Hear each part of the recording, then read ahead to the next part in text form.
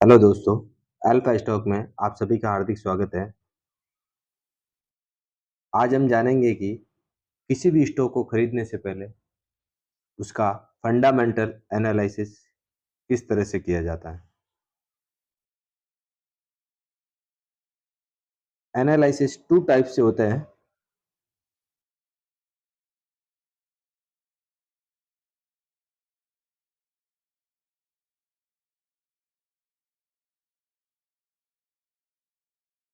एक है technical analysis,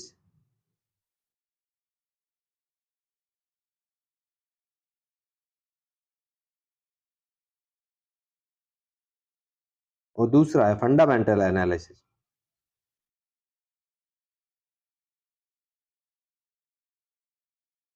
technical analysis chart को रीड कर कर किया जाता है। यह कब किया जाता है? जब जैसे इंट्राडे है, ऑप्शन चेन है, इनमें जब ट्रेडिंग करनी होती है तो चार्ट को रीड कर कर हम ट्रेड करते हैं। जैसे ये IRFC शेयर है, इस चार्ट को हम देखते हैं और देखकर ये बात का पता लगाते हैं कि यह अप साइड में मूव करेगा या डाउन साइड में। केवल ये चार्ट को देखकर पता किया जाता है। और दूसरा है फंडामेंटल एनालिसिस। किसी भी स्टॉक को लॉन्ग टर्म के लिए खरीदने से पहले उसका टेक्निकल एनालिसिस और फंडामेंटल एनालिसिस दोनों जरूरी है। फंडामेंटल एनालिसिस आप अपने ऐप में, जैसे ग्रो ऐप है, जीरोदा है, अप स्टॉक है, इन किसी में भी आप फंडामेंटल एनालिसिस चेक कर सकते हैं। जैसे ये IRFC शेयर है, इसका ये फंडामेंटल एनालिसिस है। जैसे ये फंडामेंटल एनालिसिस। किसी भी स्टॉक को खरीदने से पहले इन चीज़ों को जरूर देख लें। जैसे ये एक तो हो गया फंडामेंटल एनालिसिस, एक है फाइनेंशियल,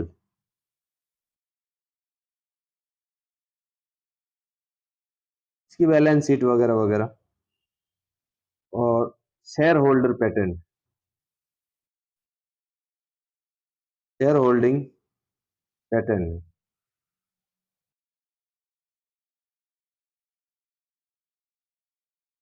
और सिमिलर स्टॉक।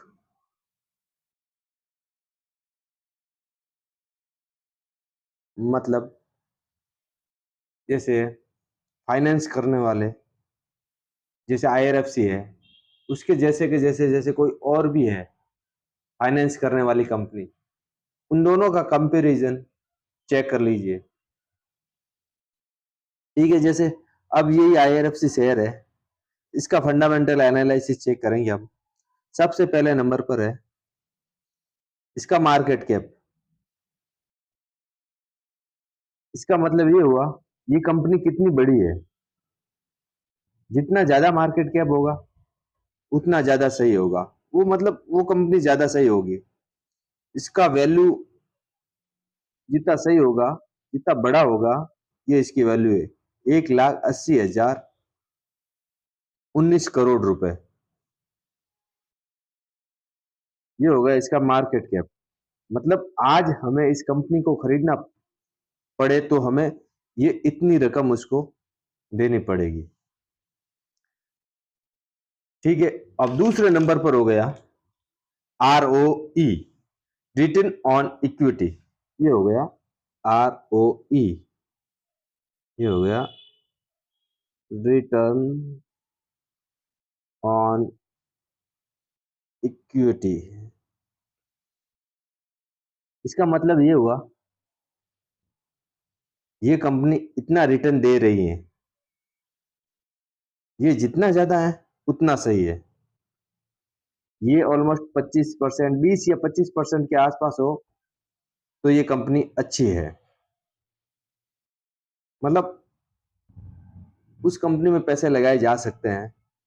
मतलब ROE होगा रिटर्न ऑन इक्विटी। ये आपको इतना रिटर्न दे रही है 12%, जैसे ये 12.56% लिखा हुआ है ये। और फिर होगा, ये हो गया EPS, earning earning per share. इसका मतलब ये हो गया,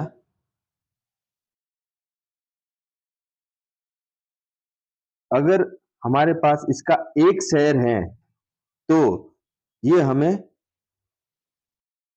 5 रुपए कमा कर देगी। अगर इसका एक शेयर मेरे पास है तो ये 5 रुपए कमा कर देगी, चाहे उसकी वैल्यू कुछ भी हो। एक शेयर है तो ये 5 रुपए कमा कर देगी। अगर मेरे पास 10 शेयर है तो ये ऑलमोस्ट 50 रुपए कमा कर देगी।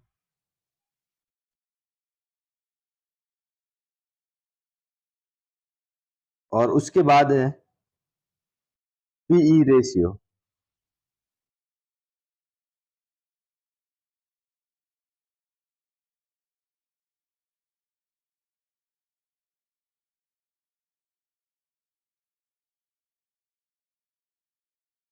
अब है पीई रेशियो।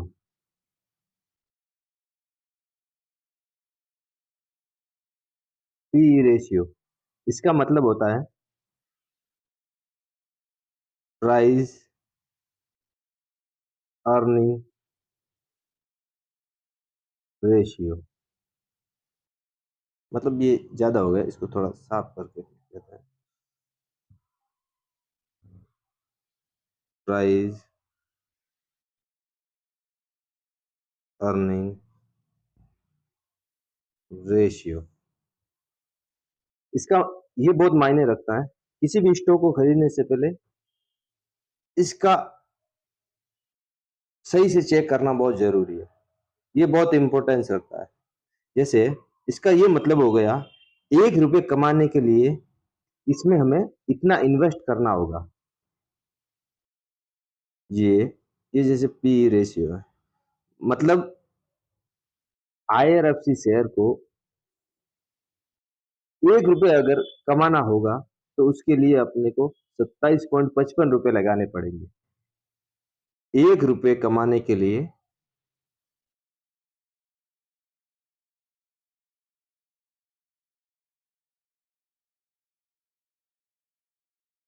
27.55 रुपए इन्वेस्ट करने पड़ेंगे, तब मुझे 1 रुपए प्रॉफिट होगा।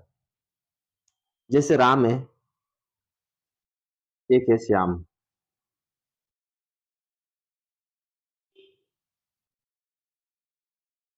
जैसे राम 50 रुपए इस कंपनी में इन्वेस्ट करता है, श्याम लगाता है 100 रुपए, सॉरी। इसको भी 1 रुपए का प्रॉफिट होता है, इसको भी 1 रुपए का प्रॉफिट होगा। तो अच्छी कंपनी कौन सी हुई? यही हुई ना, 50 रुपए। ये मतलब 50 रुपए लगाकर 1 रुपए प्रॉफिट कमा रहा है, ये 100 रुपए लगाकर 1 रुपए को प्रॉफिट कमा रहा है। ये तो वो लगा रहा है, श्याम तो लगा रहा है ज्यादा पैसे, राम लगा रहा है कम पैसे। तो मतलब इसका मतलब ये हुआ, पीई रेशियो जितना कम हो उतना अच्छा है। मतलब 1 रुपए कमाने के लिए जितना कम पैसा लगाया जाए उतना अच्छा है।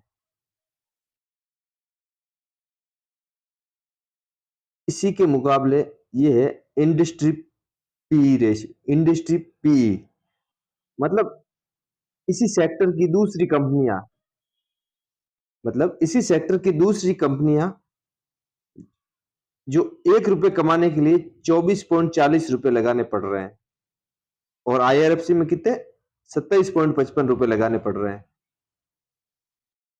ये हो गया इंडस्ट्री पी।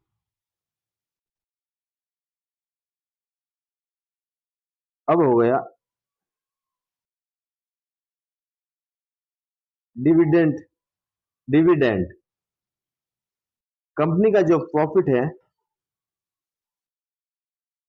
यदि उसका कुछ प्रतिशत प्रॉफिट के रूप में दे दिया, मतलब अगर कंपनी को कुछ प्रॉफिट हुआ है तो वो डिविडेंड के रूप में दे दे।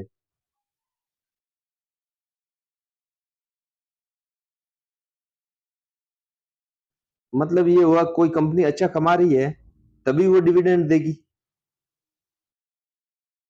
तो जब भी उसको प्रॉफिट होगा तब वो डिविडेंड देगी।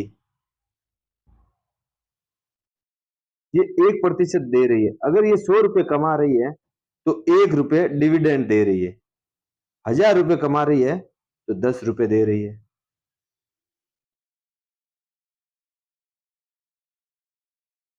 ठीक है। और उसके बाद हो गया पीबी रेशियो। पीबी रेशियो क्या होता है, उससे पहले हम जानेंगे उसकी बुक वैल्यू। उसकी बुक वैल्यू ये होता है, इसका मतलब ये होता है कि अगर ये कंपनी आज बंद हो जाए और या आज ही दिवालिया हो जाए, बैंक बैंक करप्ट जिसको बोलते हैं इंग्लिश में, अगर हमने इसका एक शेयर खरीदा है, एक शेयर, अगर हमने एक शेयर खरीदा है, चाहे उसकी वैल्यू कुछ भी हो, मतलब इस शेयर का, अगर इस कंपनी का एक शेयर खरीदा है तो अपने को 39.83 पैसे ये मिलेगा। और ये कंपनी कितने की है, चाहे इसकी वैल्यू कुछ भी हो, अभी प्रेजेंट टाइम में 39.83 रुपए इसके मिलेंगे। जैसे ये कंपनी है, ये रही 137.93 की ये कंपनी है। तो इसका मिलेगा कितना, 137.93 है। अगर ये आज ही कंपनी बंद हो जाती है तो उसकी ये वैल्यू है। अगर मेरे पास एक शेयर है इस कंपनी का तो मुझे 39.83 पैसे मिलेंगे। ये हो गई इसकी बुक वैल्यू। अब देखते हैं PB ratio. PB ratio, PB ratio. अब देखते हैं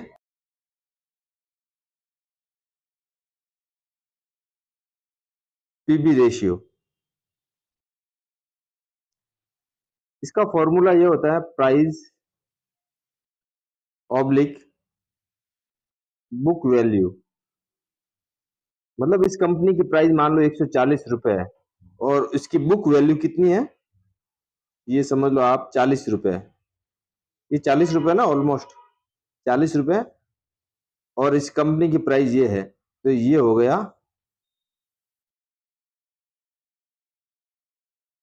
ये देखो, ये 3.50 रुपए इसका पीबी रेशियो हो गया। ये ऑलमोस्ट यहाँ पे 140 लिया था, 140, 137.93 था ना, तो 140 रुपए ले लिया इसका। तो इस हिसाब से 3.75 उसकी पीबी रेशियो आ गया। अब बात करते हैं डेब्ट इक्विटी। इसका मतलब ये हो गया कंपनी पर कितना कर्ज है। ये एक से कम होना चाहिए। ये एक से कम हो तो इसका मतलब ये हो गया कंपनी पर कर्ज नहीं है, मतलब कंपनी कर्ज मुक्त है। अब हम रिवीजन कर लेते हैं। सबसे पहले इसका मार्केट कैप। इसका मतलब ये हो गया कंपनी कितनी बड़ी है। अगर इस कंपनी को आज खरीदना है तो हमें 1,80,215 करोड़ रुपए पे करने पड़ेंगे।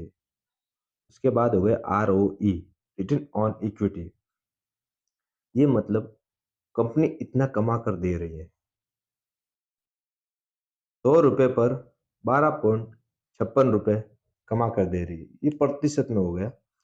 उसके बाद हो गए EPS, अर्निंग पर शेयर, मतलब एक शेयर पर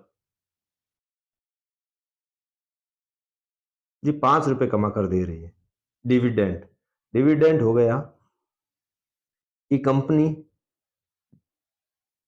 क्वार्टर ऑन क्वार्टर जितना प्रॉफिट होता है उसका 1%, 1.09% डिविडेंड के रूप में अपने शेयर होल्डर को देती है। बुक वैल्यू, बुक वैल्यू का मतलब ये हो गया कि कंपनी आज ही बैंक करप्ट हो जाए, दिवालिया हो जाए, तो वो चाहे कंपनी कितने की भी हो, ये 39.83 रुपये ही पे कर पाएगी जब पे करेगी। अब हो गया PE ratio. PE ratio, PE ratio का मतलब ये हो गया 1 रुपये कमाने के लिए इस कंपनी में 27.58 रुपये इन्वेस्ट करने पड़ेंगे। एक हो गया इंडस्ट्री पी, इसी सेक्टर की दूसरी कोई कंपनी है, दूसरी कंपनी मतलब ओवरऑल जो भी कंपनियां है वो 1 रुपये कमाने के लिए 24.83 रुपये इन्वेस्ट करते हैं। पीबी रेशियो, पीबी रेशियो हो गया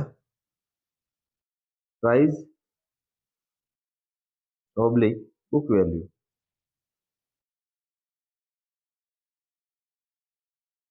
डेब्ट टू इक्विटी, इसका मतलब ये है कर्ज, अभी ये बताया ही था। ठीक है, अब बात कर लेते हैं फाइनेंशियल। सबसे पहले रिवेन्यू। रिवेन्यू देखो इसमें 2020 में था 13,421 करोड़, जो बढ़कर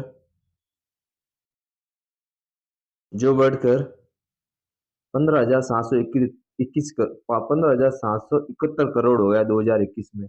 2022 में हो गया 20,302 करोड़। 2023 में हो गया 23,763 करोड़। 2024 में हो गया 26,656 करोड़।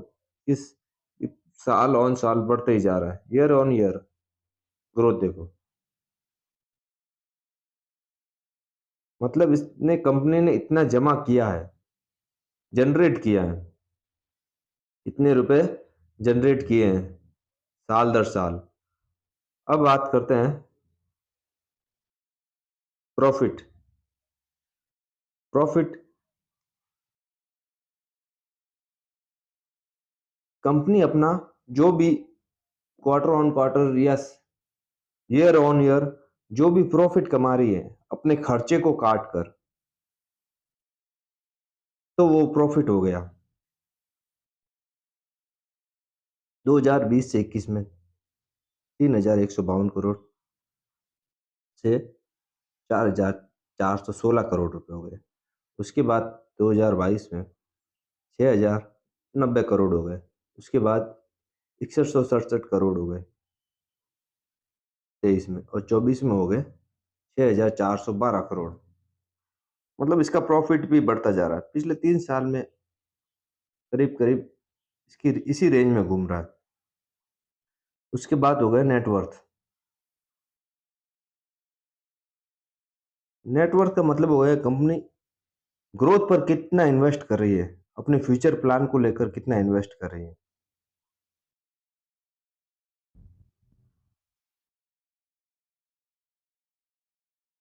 ईयर ऑन, इसमें क्वार्टर ऑन क्वार्टर भी है। उसके बाद हम देखते हैं शेयर होल्डर पैटर्न।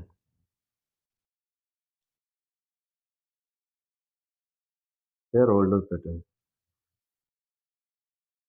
इसमें promoter, retailer, F I, D I.